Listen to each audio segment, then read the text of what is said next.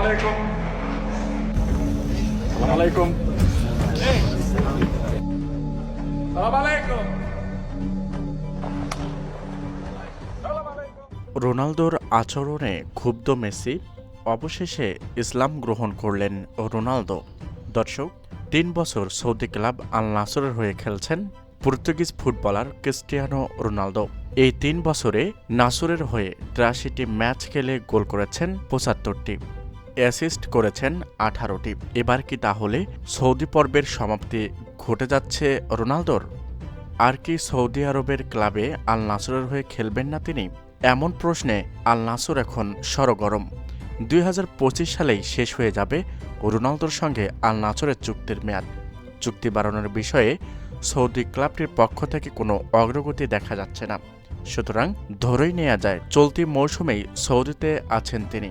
এরপর কি করবেন সে কথা জানালো ফুটবল তারকা। তবে গুঞ্জন উঠেছে রোনালদো নাকি ইতিমধ্যে আল নাসরের হয়ে সৌদি আরবিয়াদের সাথে ভালো ঘনিষ্ঠ হয়েছে। তারা ইতিমধ্যে হাসির ছলে রোনালদোকে জিজ্ঞেস করেছিল আসলে রোনালদো মুসলিম হবেন কিনা।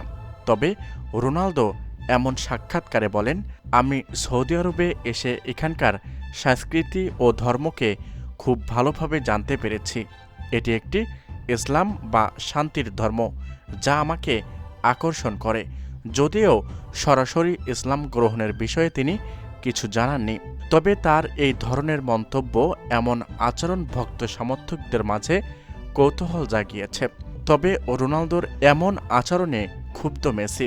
কেননা রোনালদো যদি ইসলাম গ্রহণ করে তাহলে নেইমার এবং মেসির মতো তারকারা ভক্ত সমর্থকদের কাছে হাসির পাত্র হয়ে থাকবে।